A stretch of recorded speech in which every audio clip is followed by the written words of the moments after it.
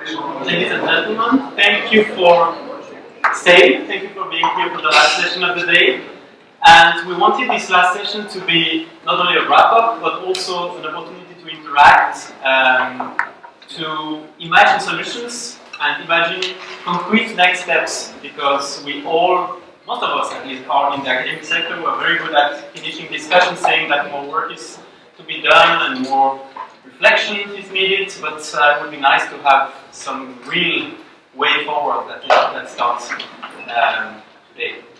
And we have 4 people in the panel, and thank you very much for accepting to be part of it. We have Olivier Michaelin, clinician at USHIR, head of personalized oncology, Brian Ford from the PFL in distributed system, Olivier Goscher, Executive Director of the Swiss Data Science Center, another ETH founded initiative that is complementary to the PHRT we've been talking about, and Juan Concoso, who is cryptography, privacy researcher. He has been senior researcher here at PFL. So, complementary set of skills, and so the goal is for you to discuss, ask questions, comment. We'll start with a brief round square table with the panelists, and I'll maybe start with you, Brian. Can you tell us one thing you learned today, or you'd like to focus more heavily on, be it a problem, solution, or anything? Okay. I guess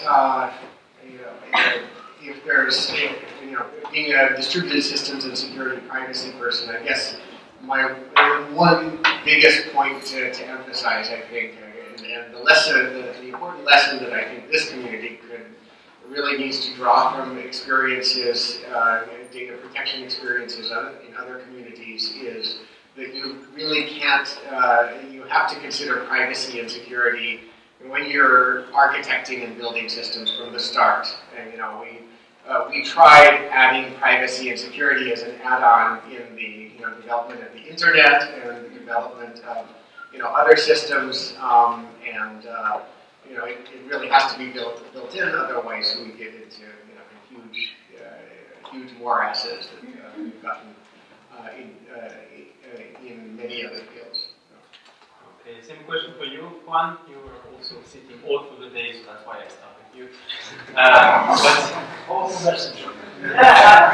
Just to know where we are in terms of maybe repeating things or diving into things that haven't been discussed yet. So, for that, we are very grateful to Olivier who could join us now. So, Juan. So first I have to agree with Brian that privacy and security have to be built in, consistent, and predictable by design, so they cannot be a patch added later to the design systems. And in this case, I think another important takeaway here is interdisciplinarity of the problems and the need to have the voices of both the end users, the researchers, in the life science and health area, the legal and ethical experts, and the scientists designing the solutions, because this is essential in order to understand each other and develop solutions that are really tailored to the applications that are needed in the domain. In absence of this cooperation, this interdisciplinarity, solutions will not work. Can you give the microphone to Olivier? Yeah, sure.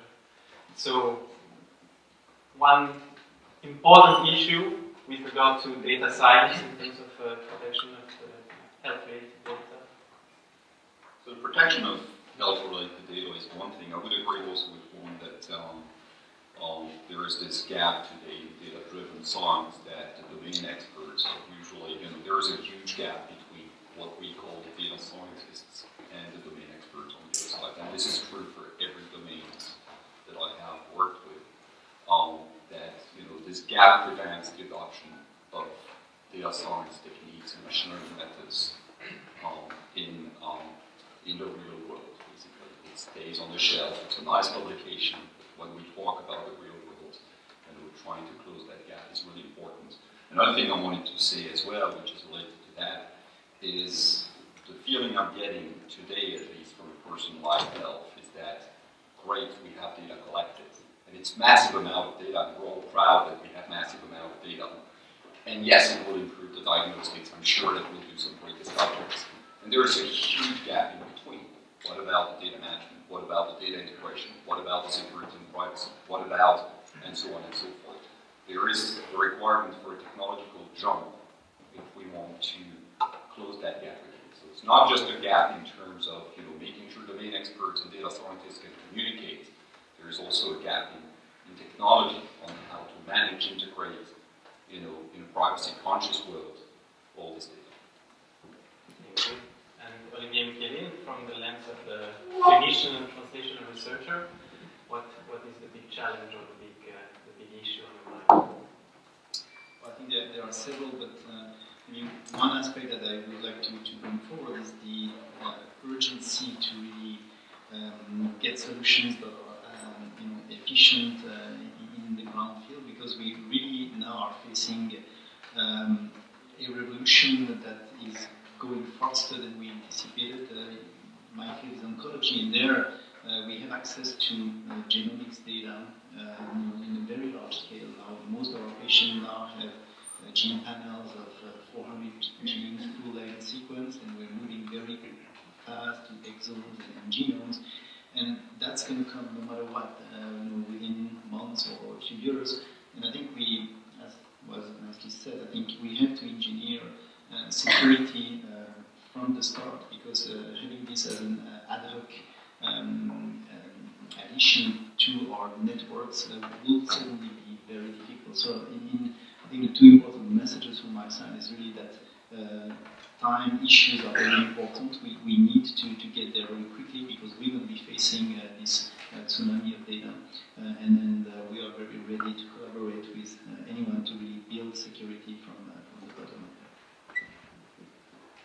So you'll be a tester of the solution developed by BPPH, so that's for sure behind your project.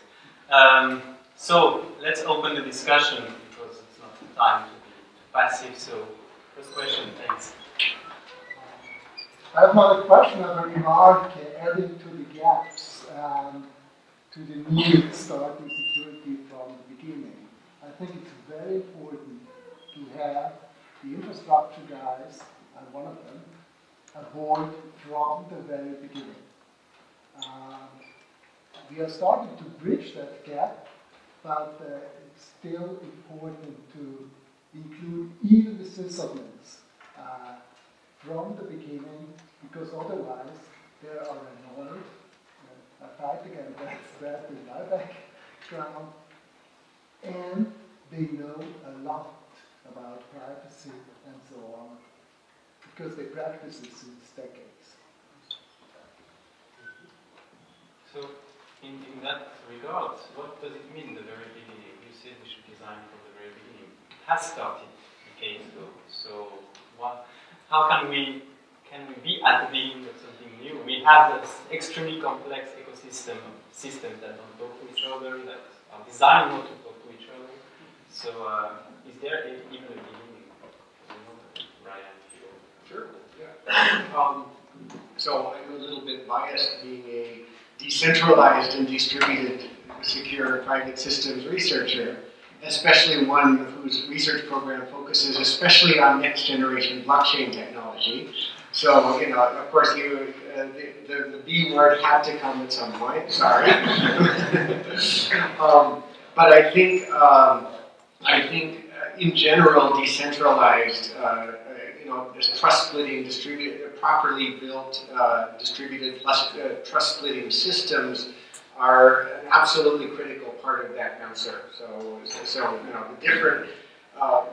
the important point is that, in practically all of the systems that are out there now in deployment or easy to deploy now, you've got a lot of single points of failure, single points of compromise. Even using the best best encryption on a single platform in a single data center or environment, there's typically one key, one sysadmin, one account, or that if compromised can completely compromise the entire database, and that's the huge systemic risk of all this data collection that this data collection is hiding currently, and that past technology can't deal with it without these single points of failure. So the kind of decentralized trust in blockchain.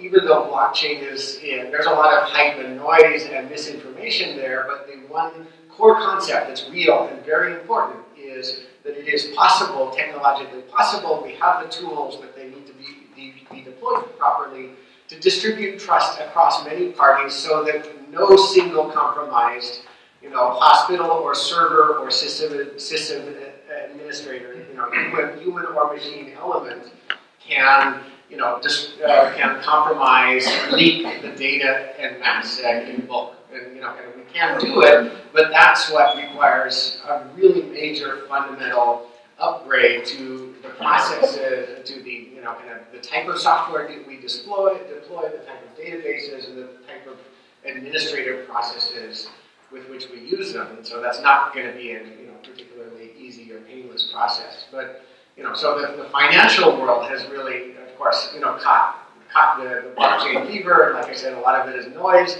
But at least, kind of the concept that this distributed trust is possible and the importance of it has very much caught on, which is a great first step. And we need to bring that here too, of course, in a cautious and careful way. So one aspect that I think would be interesting to discuss in this framework is cloud computing. Because you mentioned, Jacques, the deluge,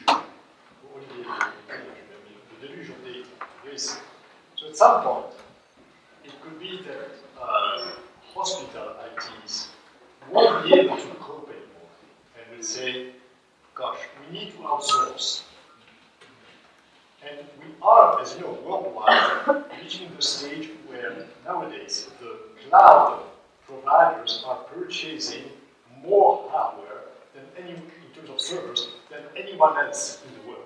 Right? There is an immense concentration of data, very remote from decentralization. Right? It is a drug.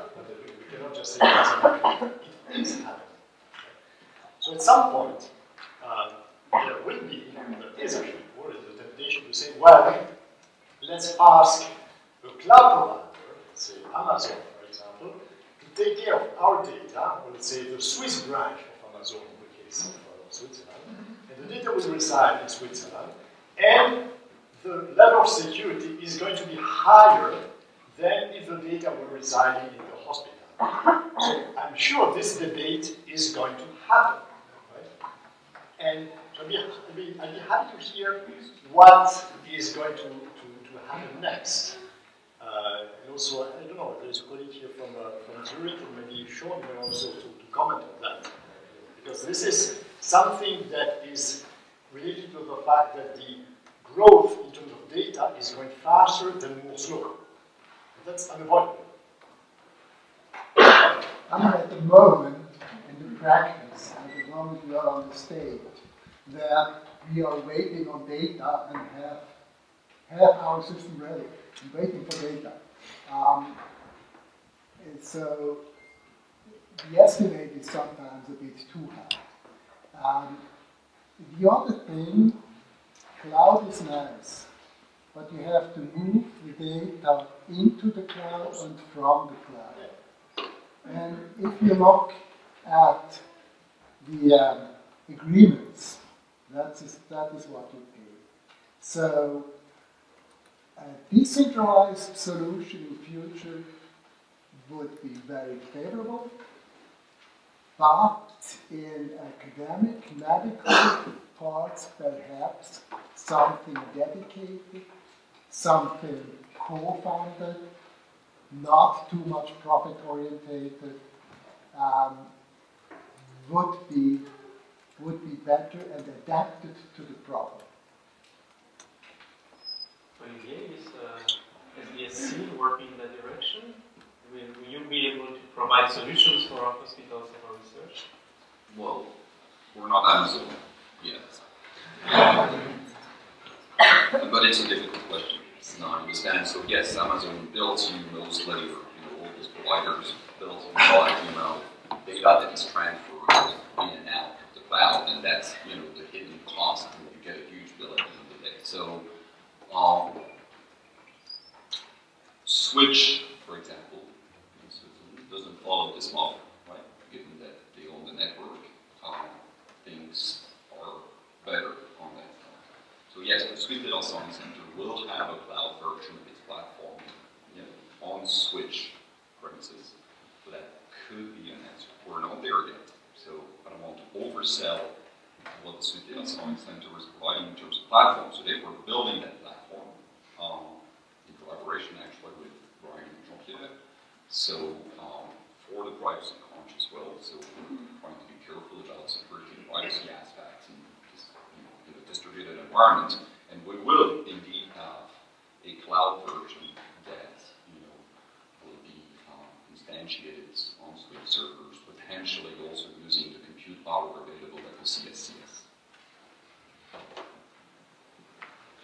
So when we talk about the cloud, there's different aspects of the cloud, right? There's economics, and supposedly it's cheaper, and we'll get back to that. And then there's the gateway that the cloud provides, and whether that's better than what we have at the hospitals. And then there's kind of like what use case are things kind of developed for, and how it's adapting. So let me take the last one. So the use case where you're developing it for a secure environment is different than most cloud applications. Most cloud applications are, you don't worry about like where the backups go and what servers it's all getting distributed in across the world. So when we got a HIPAA certified Amazon instance, it becomes very apparent that it's a rack, right? You can put new machines in the rack and they'll control the backups. But it becomes very much like this is just a part of your data center that's now living somewhere else, as opposed to being magic, right? Which you get from not when you're thinking of the general cloud use case, but the specific certified use case for hospitals is very just a data center outside of Europe.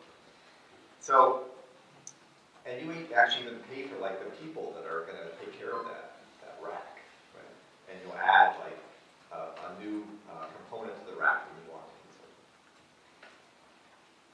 The price structure of the cloud is quite adapted also to the use case that it has right now, which is that you send a lot of data there and then it just kind of, and you pick out little pieces of it. But the egress charges are enormous, right? So if you send a whole bunch of genomes to the cloud in the current price structure, then you want to get them back, you're going to pay a lot of money. So it really tries to encourage you to do the computation on that structure because then you don't have to, but then it kind of traps you into you're using it. So that's something to be very concerned about. And then in terms of the physical box, I mean, you're really kind of, the gateway part of it, you're really kind of then thinking that the cloud provider is going to provide you a better gateway than the hospital. And that might be true, actually, because we know that a lot of hospitals are terrible, right, with their gateway. They don't put a lot of thought into it. They don't really understand firewalls. They've only got a small hospital. What are they going to do? So perhaps the place to focus on is the gateway and to make that a service so that you provide, so in that way you can have the physical structure actually, and the economics of the physical structure at your hospital. You control the backups. You don't have to worry about egress charges. But the gateway you outsource to a different, a specialized company. So if there's money to be made, or there's a place to focus on in terms of providing a service to a hospital, I would probably focus on that. Thank you, Emmanuel. Just a comment as a user, I can make comments particularly on medical limitations. But it is true that there should not be so much egress, and that's accepting that the computing will be on your side. And at that moment, it's actually very cheap.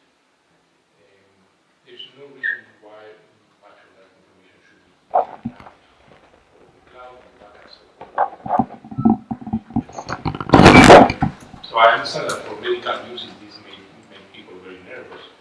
But but I'm still convinced that these official sites are more up to date, they are more modern, they have better security, etc. Again, as a user, not as a technical person. Right, so let's take a real use case, DNA Nexus.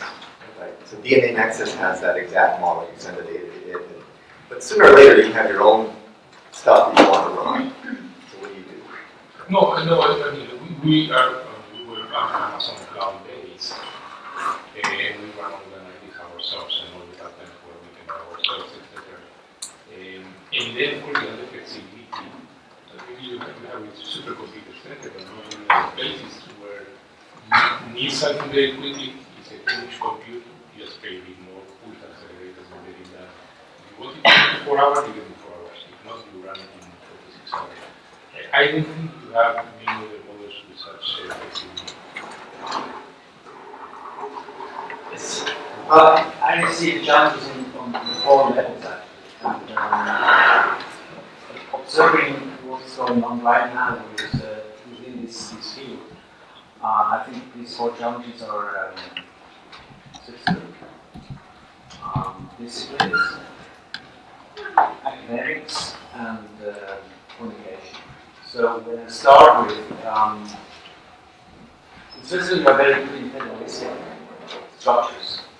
So we managed to have 2 parallel programs for personalized health. One of which is set up to particular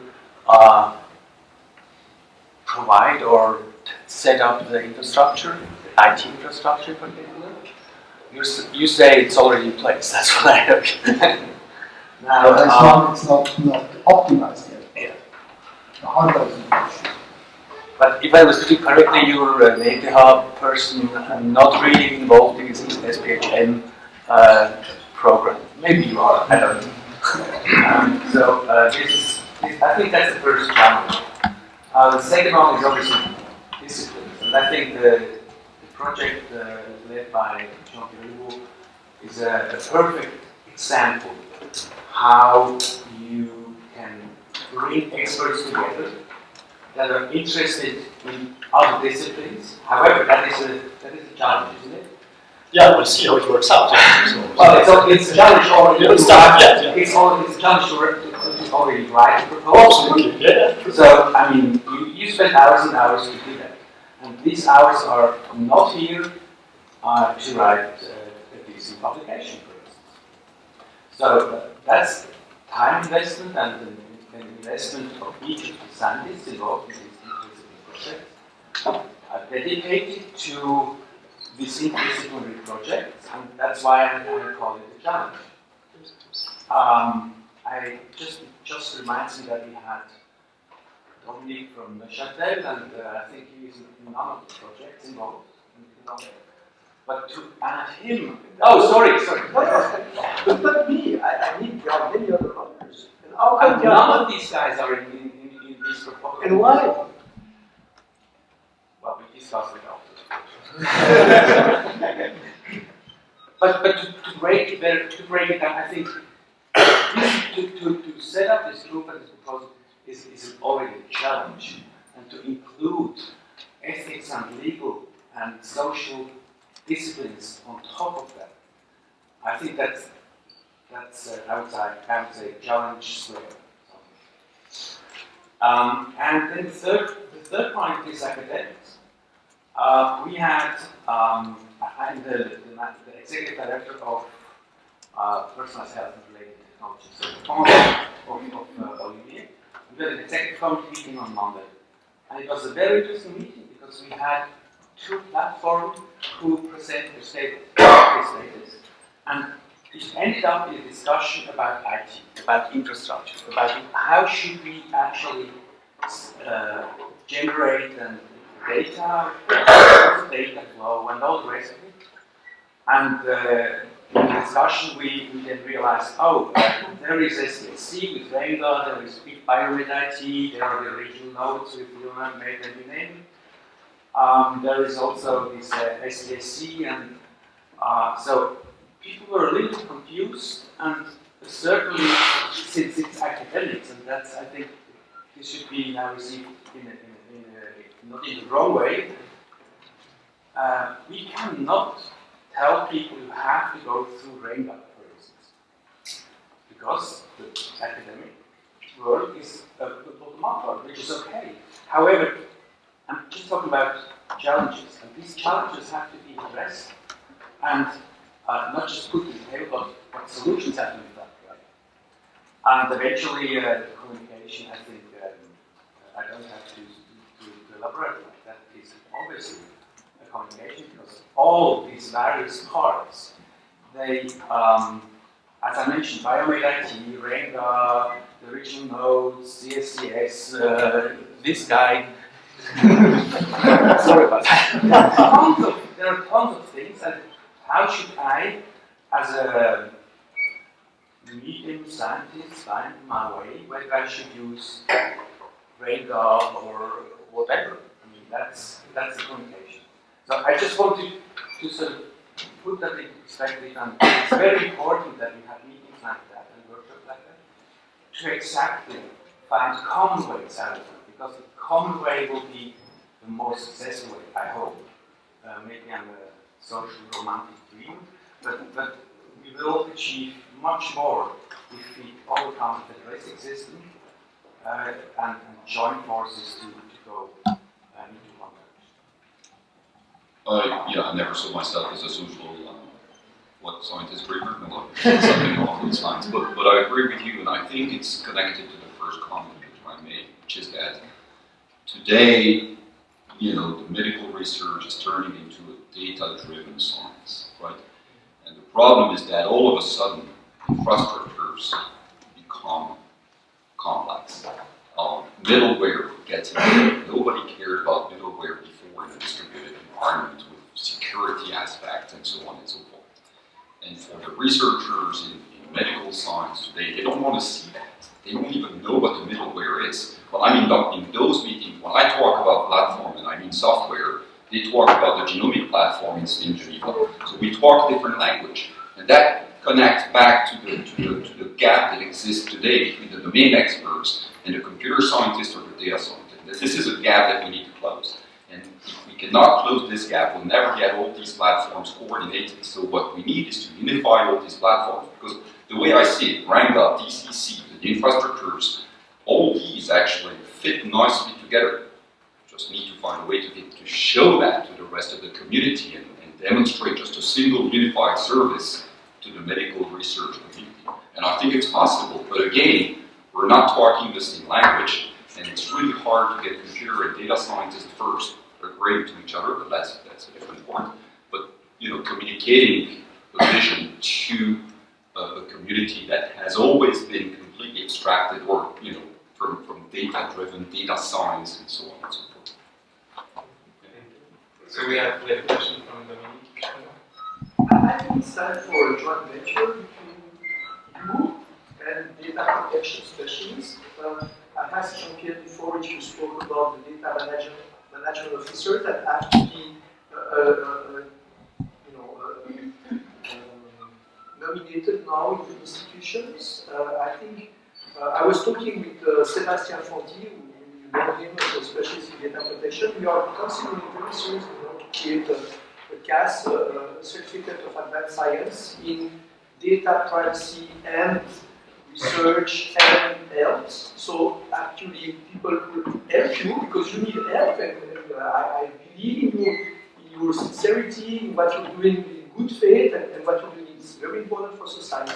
But either SPHN develop the situation through a proper governance process that will secure the scientist you to know that what you're doing is correct, or you have a problem. And I think this goes through working together, and it's not difficult.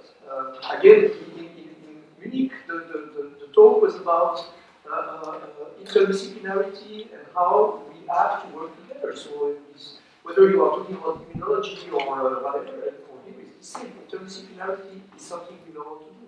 But you ask what are the next steps, and I think not only in view of SPHN, the next step is to clarify the governance and to do it with data protection specialists, which are not even. There are others much more qualified people. So I wanted to come back to the point you brought up about kind of the challenges and the attitude, kind of the need to come together. I think this is very important. We need to figure out how to do that. But this, in terms of challenges, this also comes back to the issue that JP, Jean-Pierre Roubaud brought up, sorry, about the cloud model, and I think kind of regardless of kind of the economics, the careful analysis of whether it's in some cases it provides better or worse security, the real the real attraction and the real risk of the cloud model is it promises easy answers to the complexity of these challenges, right? That's the real attraction and the real risk that that is coming from that model, right?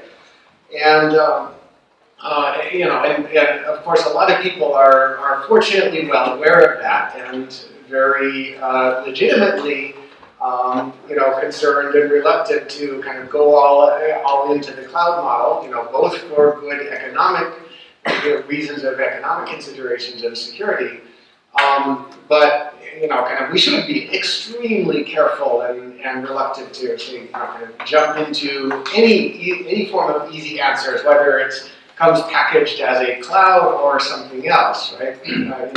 So let's recognize these challenges and deal with them. So that said, I also don't think that there are some attractions of the cloud model. The idea of being able to outsource to experts. I mean that's companies, hospitals. That part of the model is very important, and I think we can achieve, some of the level of outsourceability, some of the, attraction and utility of the cloud model with the right business structures, and the right deployment models and the right technology. I think we could create, let's say, decentralized cloud technology that gets the best of both worlds: the outsourceability, expertise outsourceability, and to whatever extent they exist, the data storage and management advantages and things like that, without without completely centralizing security and creating these huge systemic risks that we're seeing with current cloud technology. So, again, it won't be easy, and we need to develop the right coordinated structures to do it, and we shouldn't expect it to be as easy or quick as jumping on some vendor cloud solution. But, I think we can do it. Christian, you had... Yes, thank you. Just a remark about health data and clinical data. I was leading the clinical informatics at the University Hospital in Geneva for more than 10 years. All the electronic health records, lab, and all these things. And I think that we must not underestimate the competences in the hospitals. These systems, they have to run over the clock, around the clock. They are confronted daily to hackers and attacks on a daily basis. It's not one cry once a while, it's a daily basis. And regularly we are confronted to legal and penal inquiries from patients because of medical errors or any type of problems, and we have to dig into the data for answering in the court. We have to go to the court, and this is kind of the real world.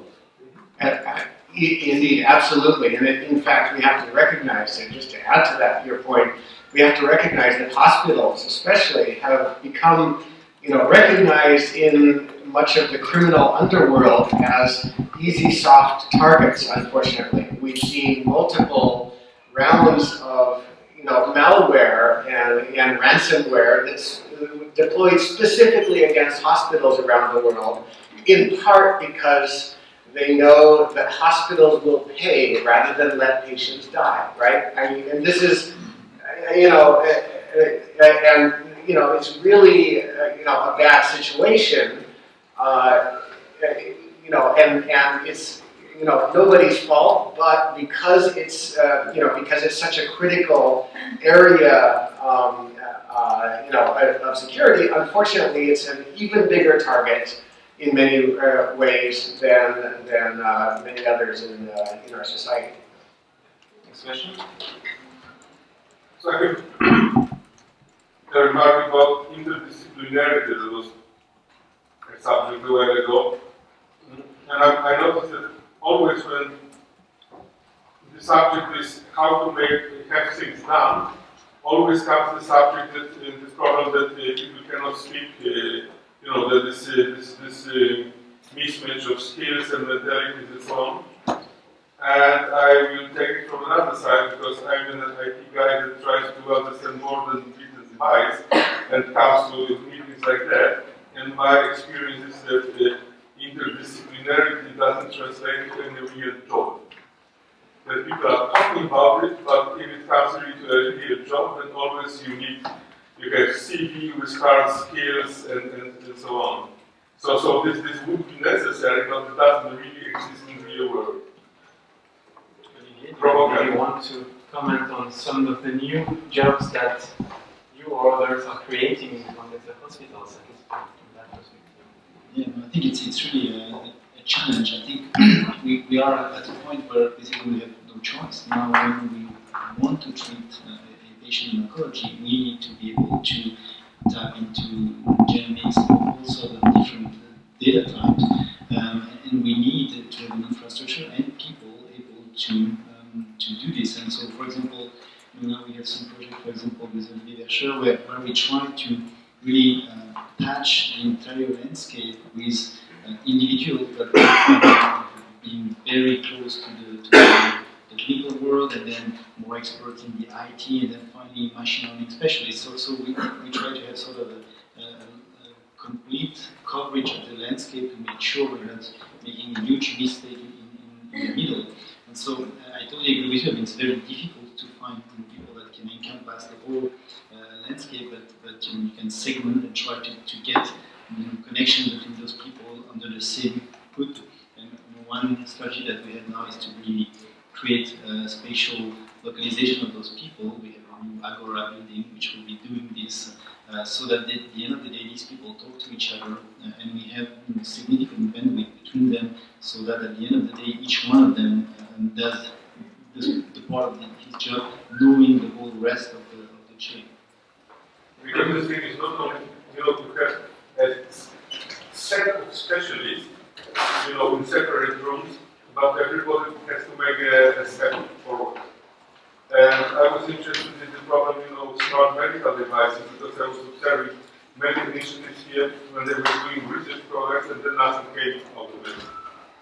And if you make, for example, a smart medical device, you have to connect people, from the computer hacker that knows wireless hacking, to a lawyer, to a sensor specialist, a doctor, and everybody.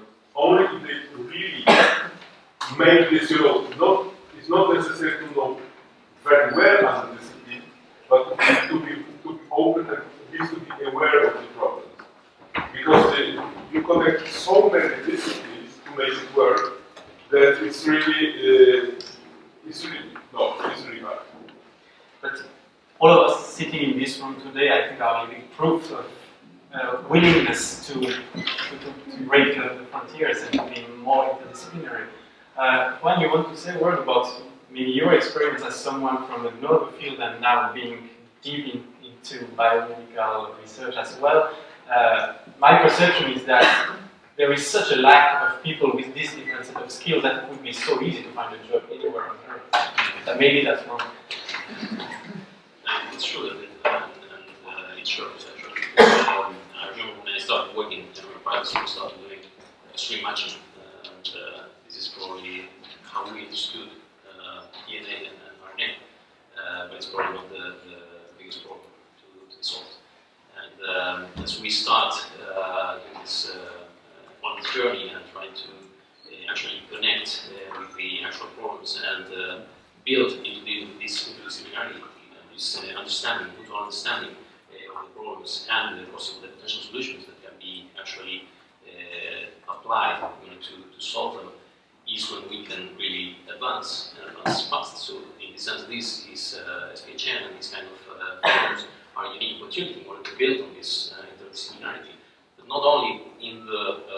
resource, so the application domain and the potential technical expertise, but also the legal aspects and the ethical aspects that drive part of the problem, they are a big part of the problem.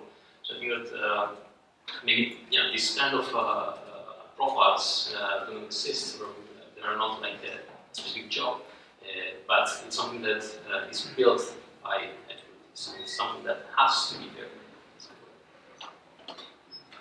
Just one quick thing is that in this world of data science, data analysts, data engineers, a lot of people are saying, I read a report recently that the new job called data translators will be the hottest job within the next few years, whose role will be specifically to fill these gaps. So yes, it's identified, and hopefully someone at some point will be able to apply to one of those jobs. One thing I was wondering, with regard to something you said in the beginning, is the fact that we're going there, whatever happens around. So does that mean that if we don't do anything as a community here, things will happen, it will be a little bit error and mistakes, but it will still go forward, so why do we worry at the end of the day? Because we need to go forward, so what will be the difference if we don't get our acts together in the privacy world? Well, I think we really should really make sure that we now build something that is sustainable with the 5-10 years horizon that we have, and I think there are many ways to do it completely wrong. And I think if we select the wrong architecture, the hospital, on how we're going to match CT scans with genomic data, with peptidomics, with immunomics, whatever, and at the end of the day, everything crashes because we're not capable of putting all this together. I think we're going to pay a very ripe price for that. So I think it's true that the data will come just because technology will make this under the umbrella of 4 or 5 Ks, which have been reimbursed very easily by the insurance company because it's just cheaper than doing single gene analysis one after the other, which means we'll have this data. And I think the challenge will be on countries and structures that are able to exploit this data better than others, and that's what will be driving innovation in the different part of the world. So I think it's really a big challenge that we have to structure ourselves so that we are the leaders in the best possible way to exploit this data. Can I answer that as well? Or can I add to that? Yeah. So, in terms of what will happen if we don't get our act together, my biggest single worry is we'll see basically the what in economics is called a lemon market take over for health technologies, right? So this is a concept that one of the Nobel Prize-winning economists came in studying used car markets, and a used car that's been painted really shiny, but it's a really old, about to fall apart car. This is in the U.S. called a lemon. Just not nice looking on the outside, but really sour on the inside, right? That's the idea. And kind of in markets where it's hard to judge, for consumers, say consumers of technology, especially of security critical data processing technologies, it's kind of easy to judge, the functionality and the bells and whistles and the web front end, and how pretty and easy to use the thing is. It's easy to judge that, and it's hard to judge what's underneath, kind of the fundamentals of it.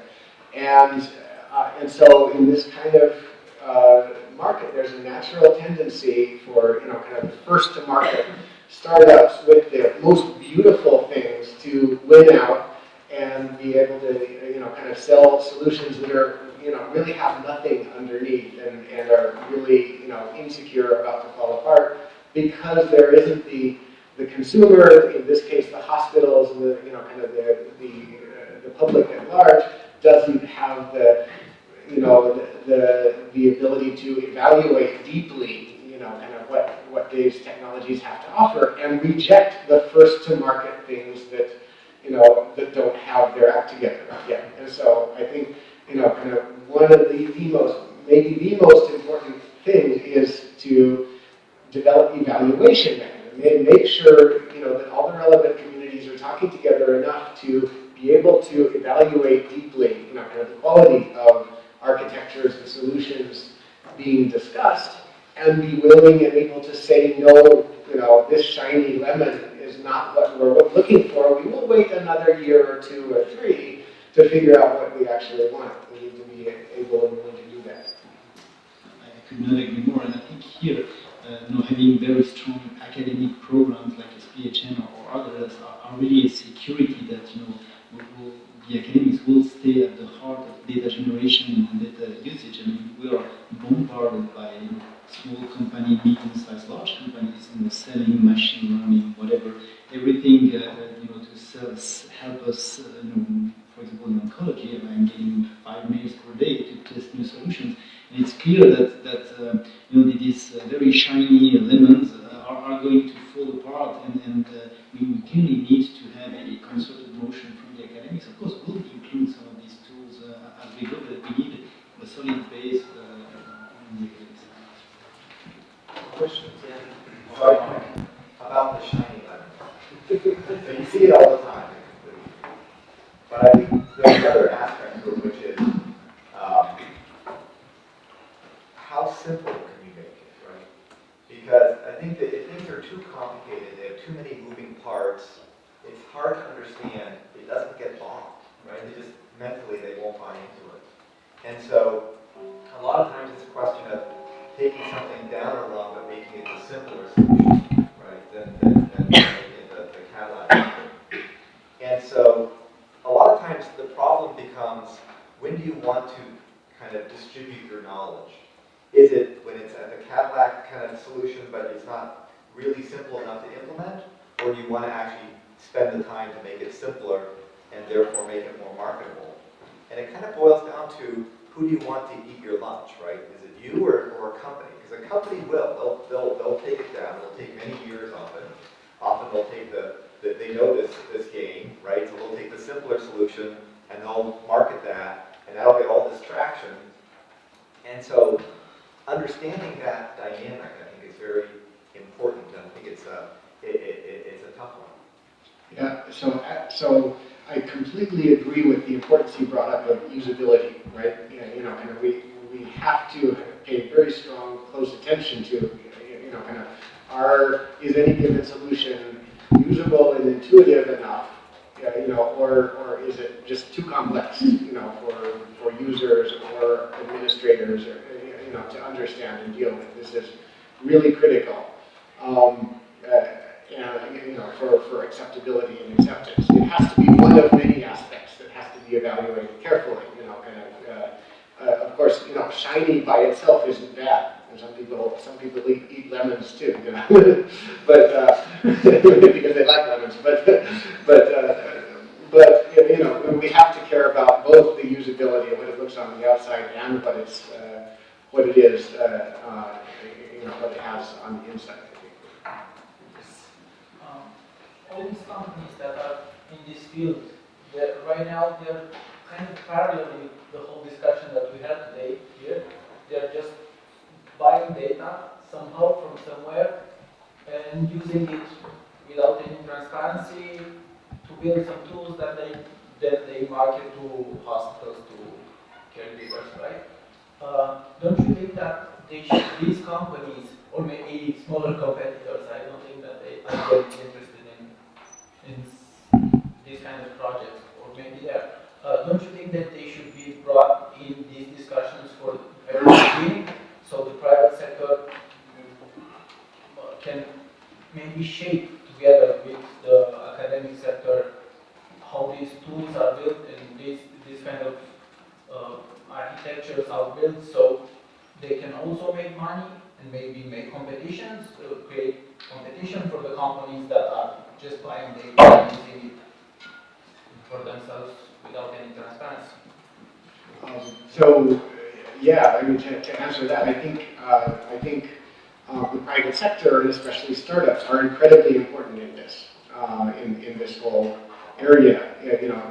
We do need to bring them in and rely in part on their motivation to figure out how to package things and make things usable, and figure out what's really needed and deployable, we need to leverage that, and I think we can. This, of course, relies on some complex, non-trivial, public-private partnerships that has to be done in a way that still subjects any proposed solutions to deep, careful analysis and standards, strong security and privacy standards, and things like that. I think that can be done, but it's very important. And at EPFL and other places, we have a number of parallel efforts that are really deliberately trying to foster public-private partnerships in the area of developing security and privacy preserving systems, for example. One that JP is leading, where we call the Center for Digital Trust, that our president announced in December. That's one of the biggest goals of that effort is to foster these kinds of public-private partnerships, get both startups as well as big companies, kind of involved, figure out how we can work together to create, highly usable, deployable, systems with high security and privacy standards as well as usability. If I go a little bit further in that direction, and that was mentioned by Emmanuel earlier today, are we missing the point, and will we be wiped out by the Uberization of the sector? Because we are still talking, we will bring them in, we will collaborate. One day we'll wake up and the world will have changed and we are not relevant anymore because we have Apple, Amazon that is taking over the healthcare system of the world. Is that something that will happen? Only if we're asleep until then. Yeah, Well, we are. Compared to what we're trying to do. There might be a risk, and especially because the startup is one thing, but yes, IBM is in that field. Many other big companies are in that field, and no one ever got fired for buying IBM technology in a hospital or in other places. No one ever got fired for buying Oracle. Watson, yes, no? Got fired for buying Watson. In Texas, yeah, I think they fired because they lost it. So, but anyway, the fact of the matter is, yes, you can get fired for buying, startup technologies that are not proven, that 2 years down the road are not a product anymore, and so IBM, Microsoft, all these tools is a slightly different story. I mean, hospitals buy Oracle technologies, definitely not the best technology out there, for sure. Yet that's what you find as hospitals. So another thing about the Uberization, just to finish on that, the question is, are we solving the right problem as well, the correct problem? Isn't in 10 years or 20 years from now, the data will belong to the person, and everybody has all of his health data on his iPhone or whatever will be out there 10 years from now. I was very surprised to hear in France today, Le Roi Merlin, for those who know Le Roi Merlin, this basically selling now connected devices for the home, and so thermostats and so on and so forth, right? Now is selling this gateway for the home, and it's a secure gateway where everybody, has a connected device. All the devices will just store in a secure way the data on that gateway within their home, right? And now Le Roi Merlin, knowing what clients of theirs may have on their server, is willing to pay their clients for their data. So they're like, okay, I want to know whether you're increasing or decreasing your thermostat temperature, the temperature in your house. I'm willing to pay this amount of money for you. And they're starting this service within the next few months. And that's, it's incredible how fast this is going in the industry. And whether it's a lemon, I don't know. But all of a sudden, people are willing to share their data. It's based on consent management, right? It's based on consent. They're happy to share their data because they have money in return. And if all of my data, including my DNA and everything is on it, and I get someone asking for it and is willing to give me money, 10 years from now, I'm not sure the problem will necessarily be the same as the one we're looking at today. Just like to do 4 remarks about what has been done, said. The first one is that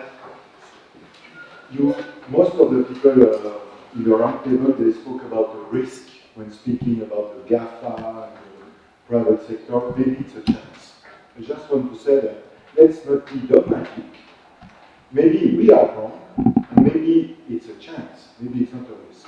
First, as a scientist, I would say that as long as we don't know, we don't know. So maybe it's a chance. Second, most startups, at least in the region here, they start with academics. So if we have a problem with a startup as a private sector, looking at the private sector, let's educate our academics first. Because they are the pepites starting the startups. So maybe this is the most problem. It's not a discontinuous world, it's a continuous world. Third, as you could see, Uber just lost 4.5 billion, which is not completely a success. What did Uber is what did Airbnb and Amazon and most others, it's distribution. And distribution is Uberization. Uberization is distribution. The world will be distributed. There is no discussion about that. Energy production, climate problems, healthcare, whatever, cryptocurrency, everything is moving into distribution. So this is the way it will go. And we cannot fight against this way. And my last point is that it started with academics, it continued with the Silicon Valley, the tech industry. Now it's already over. Now it's, when you said Amazon, but it's JP Morgan Chase, it's Warren Buffett, in Switzerland it's Migros, and it's United Bank of Switzerland. These are the players, the new players. The Silicon, like Apple and Amazon, these are the old players. The new players, it's the financial economy. And when you look at these people, they speak about data as people. We sell data because we sell people, like slaves. We sell people, or we sell labor. Data is labor, or data is capital. And today, if you look at some of the discussion in the economic world, it is how much is data people, labor, or capital. And this is going to change the game again. So we are really in a forward-looking atmosphere. It's 5:26. I guess, I mean, I don't want to interrupt lively discussion. Maybe we have one last question here. And then we'll go to the final. So I think pretty short, because with this data, everybody thinks data has value. I don't really know what my data have a value. But the thing is that, I'm old school, where I'm scientist, so to say, and I believe in statistics, and I believe the statistics are good when they are not biased. If they have, a large quantity of data with unknown provenience and unknown structure, unknown quality, it's like just quality, but a quantity, but not necessarily quality. So I have, and in statistics I say that unless you divide by zero, you always get some numbers. And you said that you have a lot of data. But if you have, so either you spike on individual persons, that's of course interesting. But if you want to have good statistics, for example, I apply this therapy to such sort of people, and I get these results. So I think quantity alone is not enough. And the second remark is time, because lifetime of a person is long. You need normally to get long-term consequences. You need really long-term data, and with all the schemes of privacy protection and so on, you have to take into account that the technology is changing enormously fast. So simply designing a system for today's standards, it has to be able to evolve with new methods, like for example genomics, didn't exist seriously 10 years ago. So this is problem to have systems where the data structures evolve, methods evolve, everything evolves. And you want still to have some knowledge out of it.